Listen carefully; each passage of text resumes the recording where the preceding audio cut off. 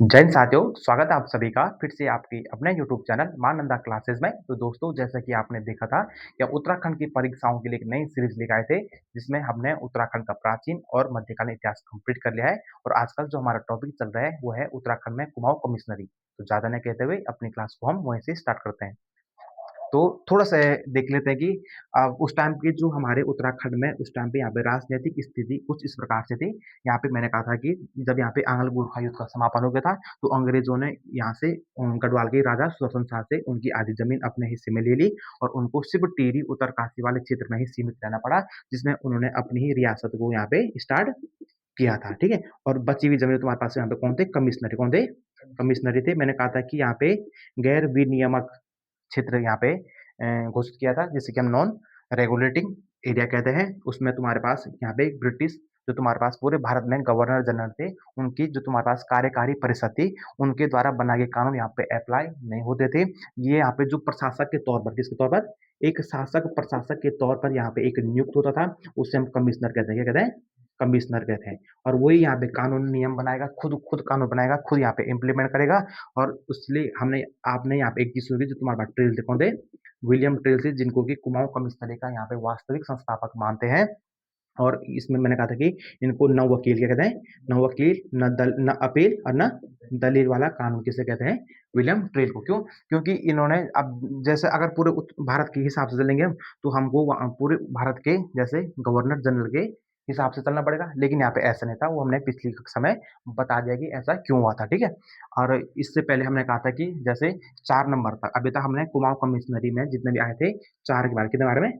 4 कमिश्नरों के बारे में हमने पिछली कक्षा में चर्चा की थी, जिसमें मैंने कहा था कि तुम्हारे पास पहले कौन थे तुम्हारे पास? Edward Garner. कौन थे? एडवर्ड गार्नर थे। इनके बारे में क्या-क्या हुआ था, ठीक है? डाक सेवा स्टार्ट हुई थी, जो भी हुआ था, ठीक है? फिर दूसरे तुम्हारे पास कौन थे? William trail, George William trail, जिनको कि कुमाऊँ कमिश्नरी का वास्तविक संस्थापक कहते हैं। फिर तुम्हारे पास तीसरे नंबर किस नंबर के? तीसरे नंबर। इससे पहले तो अब आप ध्यान रखिए, एक तुम्हारे पास इनके बीच में एक कार्यवाह है। क्या हुए? कार्यवाह हुए। उनका नाम तुम्हारा क्या था? मोज़ली स्मिथ। क्या है? मोज़ली स्मिथ। इसलिए हम इसको कमिश्नरों की श्रेणी में यहाँ पे ऐड नहीं करते हैं। और तीसरे नंबर पे तुम्हारे पास कौन थे? जॉर्ज गोवान। कौन थे? जॉर्ज गोवान थे। और उसके बाद हमने चौथा नंबर तुम्हारे पास कौन था? लुसिंगटन। कौन थे? थॉमस लुसिंगटन थे, ठीक है? तो इसके बारे में हमने पूरी यहाँ पे जानकारी ले ली। इससे पहले तुम्हारे पास लुसिंगटन थे और 4 नंबर के, ठीक है? तो आपको अगर कभी आता है कि इसको किसमें क्रम में लगाओ, ठीक है? तो यहाँ पे मोस्टली स्मिथ को भी लिखना है, लेकिन तुम्हारे पास इनको ऐड नहीं करना है कमिश्नरी में, क्योंकि ये तुम्हारे पास कैसे हैं? कार्यवाहक हैं। इन्होंने यहाँ पे पूर्णकालिक के तौर पर यहाँ पे शासन नहीं किया, ठीक है? तो इसमें आपको कन्फ्यूज़न नहीं होना है। और 4 हमने कंप्लीट कर लिए और आज हमारे पास है जॉर्ज हैलिट बैटन। क्या है? George Hallett Batten. तो आज की हेडिंग डालो आप, कुमाऊँ कमिश्नरी के 5वें कमिश्नर तुम्हारे पास कौन थे? हैलिट बैटन थे। अब हैलिट बैटन हमारे इस यहाँ पे इस क्षेत्र में तुम्हारे पास कमिश्नरी में क्या-क्या प्रशासनिक कार्य करते हैं, वो हमको इस वीडियो में देखना है। तो जॉर्ज हैलिट बैटन, इससे पहले आपने जब लुसिंगटन पढ़ा, क्या पढ़ा? लुसिंगटन। तो लुसिंगटन से पहले आपको ये चीज़ याद रखनी है कि ये तुम्हारे पास थे 1848 से लेकर 1856 तक, ठीक है? तो जो तुम्हारे पास लुसिंगटन थे, मैंने कहा था कि 1840 में, कितने में? 1840 और 1844 में इन्होंने यहाँ पे पूरे के पूरे कुमाऊँ कमिश्नरी में एक भूमि बंदोबस्त किया। क्या था? भूमि बंदोबस्त किया था, जिसे हम बीसाला कहते हैं। क्या कहते हैं? बीसाला बंदोबस्त कहते हैं। अब देखो पेपर में आएगा कि बीसाला बंदोबस्त किस कमिश्नरी के शासनकाल में हुआ था? तो लुसिंगटन। किसका हुआ था? लेकिन किसने किया था? हैलिट बैटन ने किया था। ये आपको इसमें याद रखना कि हैलिट बैटन ने ही तुम्हारे पास लुसिंगटन के कार्यकाल में एक कार्यवाहक कमिश्नरी के पद पर रहते हुए वहाँ पे 20 साला बंदोबस्त किया था। इसलिए हमको हैलिट बैटन को इम्पोर्टेंट रखना है। ठीक हो गया। अब इसके कार्यकाल में और देखो क्या-क्या होते हैं। इसके शासनकाल में लंदन कमिश्नरी सोसाइटी की स्थापना होती है। जो वहाँ पे मिशनरी आए थे, वहाँ पे ईसाई धर्म के प्रचारक आते हैं, उनके लिए उन्होंने वहाँ पे एक अलग से यहाँ पे एक सोसाइटी बनाई है। और उसके लिए वो तुम्हारे पास 1850 में है। और वो तुम्हारे पास कौन करते हैं? पादरी। देखो जैसे हमारे यहाँ क्या होते हैं? पंडित जी होते हैं। क्या होते हैं? धार्मिक चीज़ों के जो प्रमुख होते हैं उसे हम पंडित कहते हैं, उसे हम कहते हैं पादरी। क्या कहते हैं? उनका नाम था पादरी रेवरेंड। क्या है? पादरी रेवरेंड, 1850 में। ठीक हो गया। अब इनके कार्यकाल में आपको एक चीज़ याद रखनी है। मैंने कहा था कि 1839 में, 1839 में मैंने कहा था कि यहाँ पे नैनीताल की खोज हो गई थी। क्या हुई थी? नैनीताल की खोज हो गई थी। पी बैरन किसने की थी? पी बैरन नामक एक अंग्रेजी यात्री ने यहाँ पे नैनीताल की यहाँ पे खोज की थी। अब खोज का मतलब ये नहीं कि नैनीताल का क्षेत्र इससे पहले यहाँ पे एग्जिट करता नहीं होगा, ठीक है? नैनीताल इससे पहले भी था, लेकिन उसको मतलब कि पूरे अंग्रेजों को दिखाने का कार्य, मतलब एक मानचित्र पर दिखाने का काम तुम्हारा किसने किया था? पर्सी सॉरी पी बैरन ने किया था 1839 समथिंग 18 नवंबर में। कितने में? नवंबर समथिंग की डेट है, 1839 में यहाँ पे नैनीताल की खोज हो चुकी थी। फिर वो जो तुम्हारे पास ये लोग क्या करते हैं कि जो तुम्हारे पास हैलिबर्टन थे, वो इस नैनीताल को एक पर्यटक नगरी किसमें? पर्यटक नगरी के तौर पर इसको विकसित करने का यहाँ पे कार्य करते हैं 1839 के बाद। तो जब यहाँ पे नैनीताल की खोज हो चुकी थी, तो इसके इतने साल बाद 1855 में, कितने साल में? 1855 में 15-20 साल बाद ये इतना डेवलप हो जाता है कि इससे पहले आपने देखा होगा कि तुम्हारे पास चंदों से लेकर कब थे? चंदों से लेकर जो भी प्रशासन हुआ करता था कुमाऊं का, उस प्रशासन का जो तुम्हारे पास कार्यालय था, तुम्हारे पास कहाँ था? अल्मोड़ा में। लाल मंडी का किला तुम्हारे पास कहाँ है? अल्मोड़ा में। तो अभी तक जितने भी कार्यालय तुम्हारे पास कहाँ है?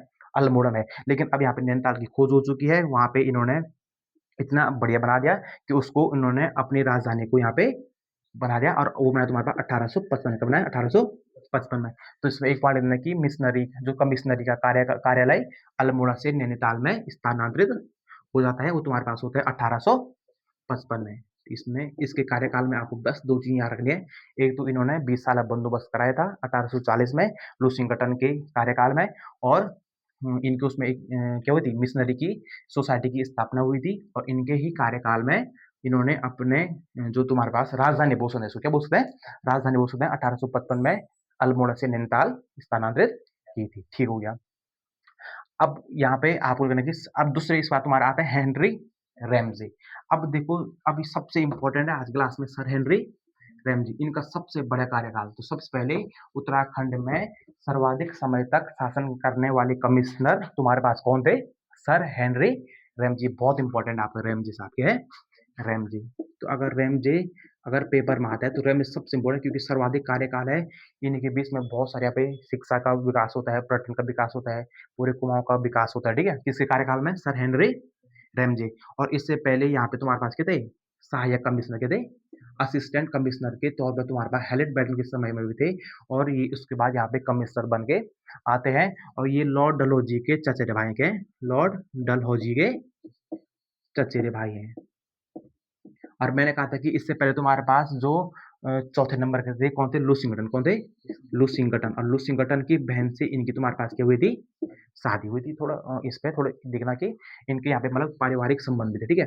अब रैमजे साहब देखो, रैमजे यहाँ पे इतने ज्यादा तुम्हारे पास सामाजिक कार्य करते हैं, या यहाँ पे इतना ज्यादा विकास करते हैं, मतलब कि यहाँ तक ये मानते हैं कि जो तुम्हारे पास रैमजे थे वो यहाँ के लोगों के साथ गढ़वाली में, किसमें? गढ़वाली और कुमाऊनी में, किसमें? गढ़वाली और कुमाऊनी भाषा में यहाँ के लोगों के साथ क्या करते थे? वार्तालाप करते थे। तो लगाओ इतना यहाँ के लोगों के साथ घुल चुके थे तुम्हारे पास कौन? Henry Ramsay. और किताबों में यहाँ पे लिखा है कि तुम्हारे पास किसकी रोटी खाते थे?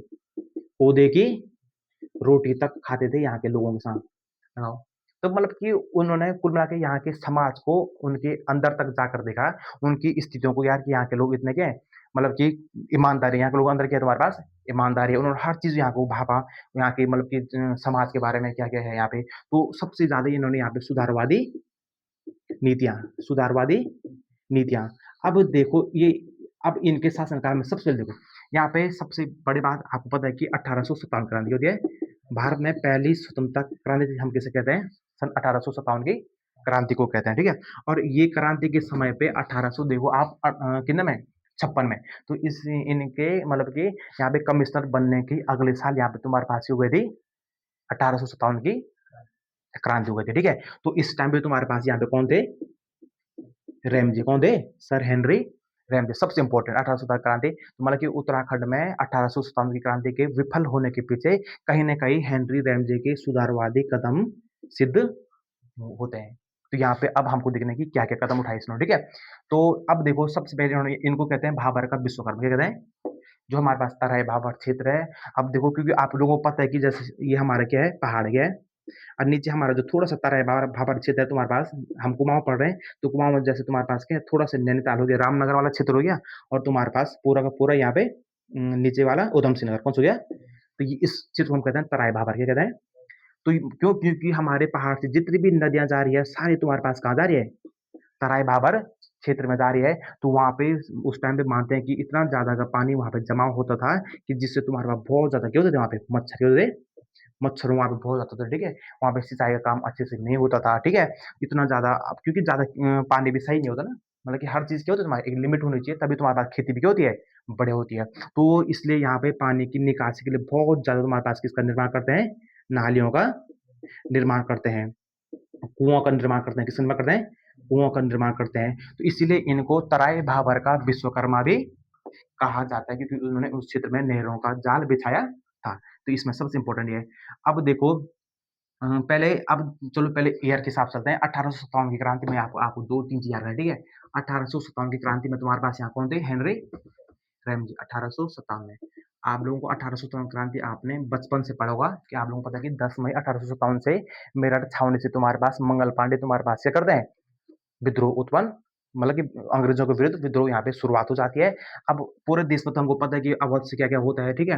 कहाँ से कानपुर से कौन लड़ते हैं, वहाँ से कौन लड़ते हैं। लेकिन हमको पढ़ना है उत्तराखंड में किसमें?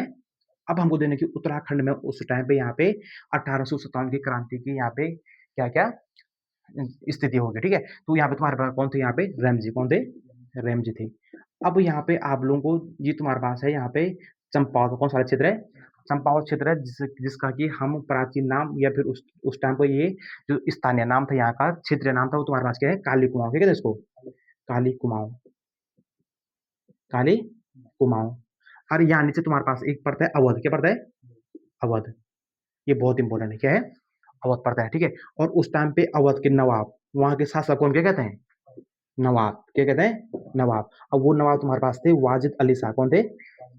वाजिद अली शाह। ये चीज़ आपको थोड़ी-सी याद रखना है, ठीक है? वाजिद अली शाह, क्योंकि आप लोगों को पता है कि बाद-बाद में धीरे-धीरे अंग्रेज़ों ने यहाँ पे इतना कुशासन कर दिया कि जो भी छोटे-छोटे शासक थे, उनको इन्होंने क्या कर दिया यहाँ पे कब्ज़ा कर दिया, क्या कर दिया? किसी पे कुशासन का विद्रोह वो लगा दिया, आरोप लगा दिया, ठीक है? किसी का अगर पुत्र नहीं है तो उसकी पूरी संपत्ति को हड़प देते, जिसको कि हम कहते हैं हड़प नीति कहते हैं, ठीक है? तो इसलिए उन्होंने अपने साम्राज्य का विस्तार किया था, इनसे ये लोग परेशान थे। जब तो अवध के नवाब उस टाइम पे वाजिद अली शाह थे, तो इन्होंने एक चिट्ठी लिखी, क्या लिखी? इन्होंने एक चिट्ठी लिखी तुम्हारे पास किसको? सुदर्शन शाह को, किसको लिखी? सुदर्शन शाह को, क्योंकि उस टाइम पे टिहरी रियासत के राजा तुम्हारे पास कौन थे? सुदर्शन शाह थे 1857 में, आपको पता ही है। तो लेकिन आपको लगता है कि सुदर्शन शाह अंग्रेज़ों के विरुद्ध जाएँगे। क्यों? क्योंकि सुदर्शन शाह को उसका जो तुम्हारे पास राज्य है, वो तुम्हारे पास किसने दिया? अंग्रेज़ों ने दिया, ब्रिटिश ने दिया। तो क्या ये राजा कभी इनके विरुद्ध लड़ेगा? नहीं लड़ेगा। इसलिए यहाँ पे सुदर्शन शाह इनके चिट्ठी का यहाँ पे इनकार कर देते हैं। इसलिए हमारे टिहरी वाले क्षेत्र में तुम्हारे पास यहाँ पे क्या होता है 1857 की क्रांति तुम्हारे पास क्या हो जाती है? विफल क्यों हो जाती है? जिसका सबसे प्रमुख कारण तुम्हारा क्या था? राजा का मना करना, राजा का मना करना। ठीक हो गया। अब बचा हमारे पास कुमाऊँ वाला क्षेत्र, कौन-सा वाला क्षेत्र पड़ा है? कुमाऊँ और एक तुम्हारे पास यहाँ पड़ा तुम्हारे पास गढ़वाल का देहरादून वाला क्षेत्र, कौन-सा वाला क्षेत्र? देहरादून वाला क्षेत्र। अब यहाँ से आपको थोड़ा-सा जानना है कि काले कुमाऊँ क्योंकि आप लोगों को पता है कि जब यहाँ पे चंद वंश थे, कुमाऊँ में तुम्हारे पास कौन थे? चंद वंश थे, तो मैंने कहा था कि इसमें कुछ प्रमुख जातियाँ थी जिनको कि चंद वंश के राजाओं ने प्रमुख या बड़े पदों पर नियुक्त किया था, वो तुम्हारे पास कौन थे? मेहरा और फर्त्याल, मेहरा और इस चीज़ को आपको ढंग से सीखना है। अब देखो क्योंकि मेहर और फर्त्याल को पहले से ही यहाँ पे वहाँ के चंद शासकों ने यहाँ पे बड़े-बड़े पदों पर नियुक्त किया था, इसलिए उनके मन में कहीं न कहीं ये था कि इस मतलब कि क्षेत्र में कहीं न कहीं हमें भी बड़े पदों पर रखना चाहिए। लेकिन यहाँ पे अंग्रेज़ लोग आ गए, वहाँ पे शिक्षक का यहाँ पे वो हो गया, जो पढ़े-लिखे लोग होंगे वही तुम्हारे पास बड़े-बड़े पदों पर नियुक्त होंगे। तो कहीं न कहीं इनके मन में अंग्रेज़ों के विरुद्ध तुम्हारे पास क्या चल रही है यहाँ पे हाँ, ताना मतलब कि वो चली हुई, ठीक है? थोड़ा अनसनी चल रही थी मतलब अंग्रेज़ों के बीच में। तो इसलिए जो तुम्हारे पास ये काले कुमाऊँ वाला क्षेत्र है, यहाँ से आपको सिर्फ़ 2 चीज़ याद रखनी है। एक राज याद रखना तुमको कालू सिंह मेहरा, क्या रखना है? हाँ, कालू सिंह मेहरा। काले कुमाऊँ का कालू सिंह मेहरा और एक रखना तुमको आनंद फर्त्याल, क्या रखना है? आनंद फर्त्याल। फर्त्याल ज़्यादा से तुम्हारे पास जो थे, वो तुम्हारे पास कौन थे? आनंद फर्त्याल। तो इन्होंने इनके बोलने पर एक चिट्ठी इनको भी लिखी और यहाँ से तुम्हारे पास एक सेना बनाई इन्होंने और उस सेना को यहाँ पे इन्होंने अंग्रेज़ों के विरुद्ध खड़ा किया। तो अगर पेपर में आता है कि तुम्हारे पास 1857 की क्रांति में कुमाऊँ से विद्रोह करने वाले स्वतंत्रता सेनानी तुम्हारे पास कौन थे? तो कालू सिंह मेहरा और आनंद फर्त्याल थे। ठीक हो गया। अब कालू सिंह मेहरा इसलिए कालू सिंह मेहरा को हम उत्तराखंड का पहला स्वतंत्रता सेनानी कहते हैं। तो इसमें एक पॉइंट देना कि कालू सिंह मेहरा को पहला स्वतंत्रता सेनानी, स्वतंत्रता सेनानी कहा जाता है। किसको? तुम्हारे पास कालू सिंह मेहरा को। इसलिए थोड़ा सा मतलब इसलिए कह रहा हूँ कि इतिहास को कनेक्ट करके पढ़ना है, क्योंकि मेहरा और फतेहालों की हिस्ट्री थोड़ा सा पहले से तुम्हारे पास क्या रही हुई है, राजा के फेवर में रही है, ठीक है, क्योंकि उन्होंने यहाँ पे तुम्हारे पास क्या अंग्रेजों के टाइम पे पहला विद्रोह किया था, कालू सिंह मेहरा और आनंद सिंह फतेहा को।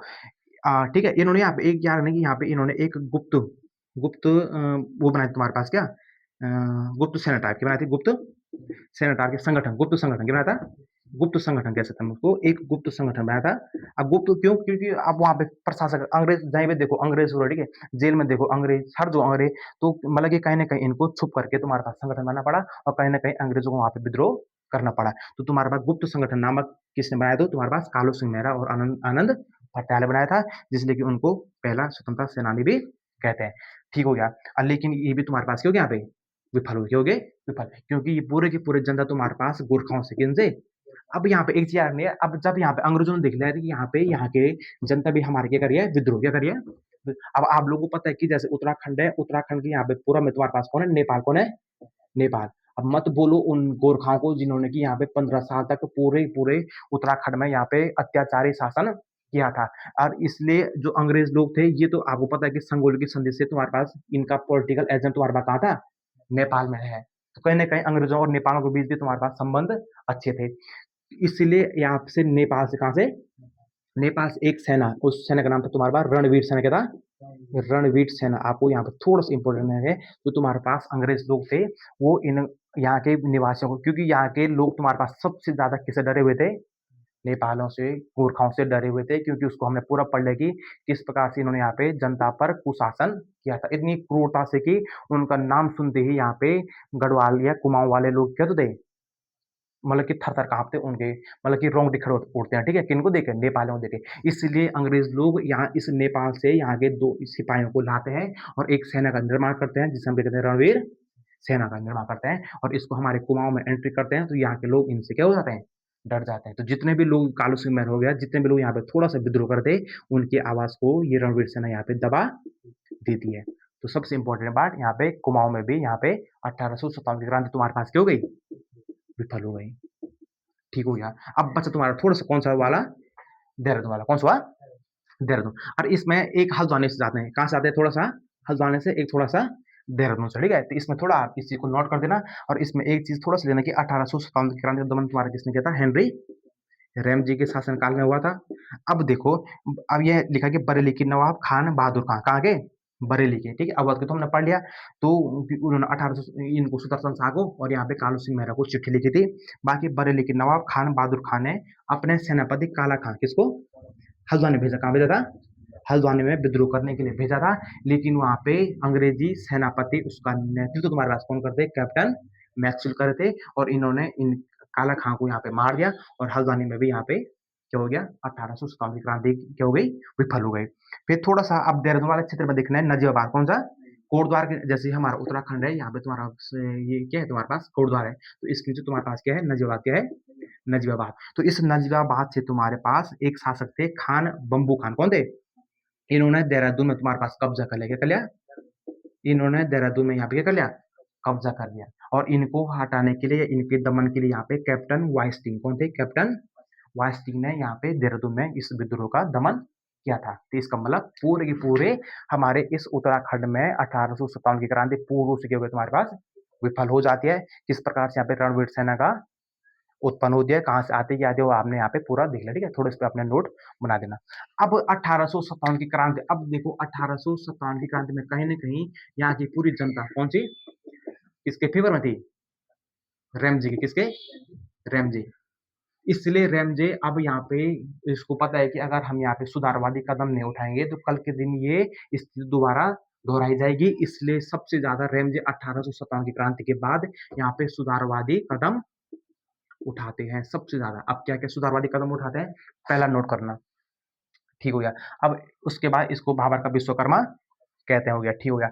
अब 1867 में आपको पता है कि नैनीताल में तुम्हारे पास क्या आता है? 1867 में यहाँ पे भूस्खलन आता है, क्योंकि 1839 में यहाँ पे नैनीताल पूर्ण रूप से विकसित हो गया था, धीरे धीरे करके वहां पे लोग इतना ज्यादा बस गए। आप लोग खुद देखोगे, आपने जैसे ये नैनीताल ही किया तुम्हारे पास, ये सपोज़ हमारा नैनीताल है, ठीक है? नैनीताल, इसके चारों छोटे-छोटे पहाड़ क्या है?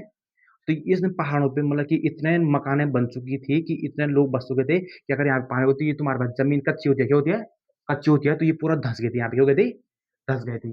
तो इसीलिए 1867 में नैनीताल में भूस्खलन होता है और उस भूस्खलन कैसे हुआ, क्यों हुआ, उसका पता लगाने के लिए रैमजी यहाँ पे एक अपनी कमिटी बनाते हैं, जिसे हम कहते हैं हिल साइट सेफ्टी कमिटी। क्या कहते हैं? हिल साइट सेफ्टी कमिटी। बहुत इंपॉर्टेंट है, अगर आप देखिए हिल साइट सेफ्टी कमेटी की स्थापना कब होती है? तो 1867 होती है। किस द्वारा की जाती है? रैमजे के द्वारा की जाती है। क्यों की जाती है? 1867 के भूस्खलन का पता लगाने के लिए। फिर 1860 में आप लोगों को पता है कि बहुत बड़ा वहाँ पे तुम्हारे पास क्या होता है? एक भूस्खलन होता है। वहाँ पे मानते हैं कि वहाँ पे एक होटल था, अंग्रेज़ों का एक होटल था, उसका नाम याद नहीं आ रहा अभी। तो वहाँ पे मतलब कि रात को एक पार्टी चली, क्या चली है? तो तब तक देखा रात को कि इतना भयंकर वहाँ पे भूस्खलन हो गया कि तुम्हारे पास 150 ये कहीं पे उसको 151 लोग यहाँ पे तुम्हारे पास क्या हो गए, उस भूस्खलन में दब के मरे हैं। तो ये एक मतलब कि एक प्रकार से तुम्हारे पास बहुत ज़्यादा क्या थी, एक ऐसी घटना थी कि जिसने कि वो कर दिया अंग्रेज़ों को, ठीक है? तो इसलिए वहाँ पे वो क्या करते हैं कि पानी की निकासी के लिए, क्योंकि इतना पानी जम रहा है यहाँ पे, हो रहा है। जो पानी जम रहा है तो पूरा कौन सोच रहा है उसको? ज़मीन सोच रही है। तो अगर इतना सारा पानी अगर एक ही जगह पे चले गया तो दिक्कत हो सकती है। इसलिए उन्होंने उस पानी को किसी को इधर कर दिया, किसी उधर कर दिया, मतलब कि वहाँ पे पानी की निकासी बना दी। क्या बना दी? तो 1880 में इन्होंने यहाँ पे निकासी नलियाँ बनानी शुरू कर दी। किसने? हेनरी रैमजे ने। इतने के बीच में यहाँ पे 1863 और 73 के बीच में यहाँ पे एक भूमि बंदोबस्त होता है और वो तुम्हारे पास कौन करते हैं? विकेट कौन करता है? जिसे हम विकेट बंदोबस्त भी कहते हैं। तीसरा काम 1858 में इन्होंने वनों की ठेकेदारी प्रथा पर रोक लगा दी, क्योंकि मैं पहले भी कह चुका हूँ कि अब धीरे-धीरे वनों पर तुम्हारे पास ब्रिटेनों का क्या हो गया, तुम्हारे पास नियंत्रण क्या हो गया? अब यहाँ पे वन कानून भी बनाने लग चुके हैं, क्योंकि यहाँ पे ट्रेन आ चुकी है, आप लोगों को पता है और इनके लिए तुम्हारे पास आपको पता है कि देवदार के वृक्ष किसके? देवदार के वृक्षों की यहाँ पे ज़रूरत पड़ती है, इसलिए यहाँ पे धीरे-धीरे वनों पर कहीं न कहीं शासन प्रशासन का नियंत्रण शुरू हो जाता है। 1857 क्रांति तो हम पढ़ लिया और 1864 में कितने में? 1864 में वन विभाग की स्थापना होती है। कहाँ पे? कुमाऊँ में। 1864 में वन विभाग की स्थापना होती है और आप लोगों को फिर कुमाऊँ और गढ़वाल तो इतना बड़ा हो गया, इसीलिए यहाँ पे कुमाऊँ वन विभाग अलग होता है और गढ़वाल वन विभाग की स्थापना अलग होती है। कुमाऊँ विभाग की स्थापना होती है 1868 में और गढ़वाल वन विभाग की स्थापना होती है 1869 में। और इन जो तुम्हारे पास दोनों विभाग हैं, इनके जो तुम्हारे पास वो संरक्षक कौन होते हैं? इनके कंज़र्वेटर या संरक्षक जिसे कहते हैं, वो तुम्हारे थे हेनरी रैमजे। कौन थे? Henry Ramsay. लेकिन 1869 में कितने में? 1869 में आपका जो तुम्हारे पास कुमाऊँ वन विभाग है, इसके जो तुम्हारे पास कंज़र्वेटर बनते हैं, वो तुम्हारे पास कौन बनते हैं? पियर्सन। कौन बनते हैं? पियर्सन। ये आपको थोड़ा-सा याद रखना, यहाँ पे पियर्सन बनते हैं। शुरुआत में रैमजे रहते हैं, लेकिन अगले साल 1869 में तुम्हारे पास कुमाऊँ के तुम्हारे पास कौन बन जाते हैं? पियर्सन बन जाता है, ठीक है? तो ठीक हो गया। इन्होंने यहाँ पे इतने सारी चीज़ें यहाँ पे तुम्हारे पास किसने कर दी यहाँ पे? हेनरी रैमजे ने। और क्या-क्या करेंगे? 1868 में कितने में? 18 अब देखो यहाँ पे एक चीज़ आपको याद रखना कि यहाँ पे जन जागृति कुछ नहीं है। जन जागृति क्या नहीं है? कुछ नहीं है, ठीक है? मतलब कि अभी भी लोग मतलब कि ना तो पढ़े लिखे हैं, इक्का-दुक्का हैं, क्या हैं? इक्का-दुक्का पढ़े लिखे हैं। तो उन्होंने कहा है कि यहाँ के लोगों के लिए भी कुछ अब जैसे कोई आज की डेट में तो हम टीवी देखते हैं, क्या देखते हैं? सरकार कोई नियम बना रही है, कुछ कानून ला रही है, हम उसको टीवी में देखते हैं, मोबाइल में देखते हैं। तो उस टाइम पे इन्होंने दिखाया कि यहाँ पे मतलब कि जो तुम्हारे यहाँ की जनता है, उनके बीच जन जागृति कुछ नहीं है, जन जागृति कुछ नहीं है। तो इसलिए उन्होंने यहाँ पे एक थोड़ा बहुत पढ़े लिखे लोग थे, उनका नाम था तुम्हारे पास जयदत्त जोशी, क्या था? जयदत्त जोशी। तो जयदत्त जोशी को कहते हैं कि तुम यहाँ पे अपना समाचार क्या निकालो, यहाँ पे समाचार पत्र निकालो यहाँ की जनता के लिए। अब देखो यहाँ की जनता के लिए आपको पता है कि इंग्लिश तो ये लोग जानते हैं नहीं ना, इंग्लिश तो अभी भी आप लोगों को पता है कि हम लोग तो उतना वो करते ही नहीं है, ठीक है? तो उस टाइम पे इंग्लिश में नहीं, उन्होंने कहा कि तुम अपनी भाषा में यहाँ पे करो, एक समाचार पत्र निकालो। इसलिए यहाँ पे हिंदी भाषा का पहला समाचार पत्र प्रकाशित होता है, इसका नाम था समय विनोद। क्या है? समय विनोद, जो कि तुम्हारे पास जसपुर से निकलता है। कहाँ से निकलता है? जसपुर से निकलता है। तो इसमें एक पॉइंट लेना कि 1868 में यहाँ पे जसपुर से तुम्हारे पास हिंदी भाषा का, उत्तराखंड का हिंदी भाषा का सबसे पहला समाचार पत्र निकलता है, जिसे हम कहते हैं समय विनोद। क्या कहते हैं? समय विनोद। और इसके संस्थापक तुम्हारे पास कौन है? जयदत्त जोशी। कौन है? जयदत्त जोशी। अच्छा, अब थोड़ा सा एक पॉइंट और दें कि इसमें 1857 में यहाँ पे शिक्षा विभाग की स्थापना होती है। आप लोगों को पता है कि अभी भी जो वो नैनीताल है, वो एक एजुकेशन हब बनाया जाता है हेनरी रैमजे के शासनकाल में। और इस शिक्षा विभाग के तुम्हारे पास निरीक्षक कौन? इंस्पेक्टर। किताबों में इंस्पेक्टर लिखा है, इंस्पेक्टर मतलब निरीक्षक, जो उस चीज़ का क्या करेगा? निरीक्षक करेगा। वो तुम्हारे पास कौन थे? बुद्धि बल्लभ पंत। कौन थे? बुद्धि बल्लभ पंत। ये आपको यहाँ पे थोड़ा सा देने की 1857 में ही तुम्हारे पास शिक्षा विभाग की स्थापना हो जाती है, जिसके निरीक्षक तुम्हारे पास बुद्धि बल्लभ पंत बनते हैं। तो इसको आप थोड़ा स्क्रीनशॉट ले लो। तो इस हेनरी रैमजे की यहाँ पे हमने सुधारवादी कदम देख लिए, उन्होंने यहाँ पे क्या-क्या किया था, ठीक है? और उसके बाद आपको देखना है कि इसके बाद कौन-कौन से यहाँ पे कमिश्नर आते हैं। अब देखो सारे कमिश्नर हमको पढ़ने हैं नहीं, जिन्होंने यहाँ पे इम्पोर्टेंट काम किए हैं शासन प्रशासन का, उस वहीं तक हमको क्या करना है यहाँ पे देखना है, ठीक है? अब यहाँ पे जो 7वें नंबर की 6वें नंबर के तुम्हारे पास कौन थे? रैमजे। कौन थे? रैमजे। और 7वें नंबर के यहाँ पे कमिश्नर है फिशर। कौन है? फिशर। क्योंकि 84 तुम्हारे पास कौन रहता है? रैमजे रहते हैं। और एक ही साथ तो तुम्हारे पास कौन आते हैं यहाँ पे? फिशर आते हैं। कौन आते हैं? फिशर आते हैं। अब थोड़ा-थोड़ा इम्पोर्टेंट देखना है, क्योंकि इन लोगों के शासनकाल में यहाँ पे तुम्हारे पास पूरा राष्ट्रीय आंदोलन हो गए थे। क्या हो गए थे? अब यहाँ पे राष्ट्रीय आंदोलनों की क्या हो जाती है? यहाँ पे राष्ट्रीय आंदोलनों की स्टार्टिंग हो जाती है, इसलिए थोड़ा बहुत देखने की कौन-कौन से आंदोलन किस-किस कमिश्नर के कार्यकाल में हुए हैं। अब इसके बाद तुम्हारे पास 8वें नंबर पे हैं जीरोस। कौन है? अब यहाँ से टाइम से पता चलता है कि यहाँ पे आप लोगों को देखना है, यहाँ पे भारतीय राष्ट्रीय कांग्रेस की स्थापना होती है। क्या होती है? भारतीय राष्ट्रीय कांग्रेस की स्थापना हो जाती है, ठीक है?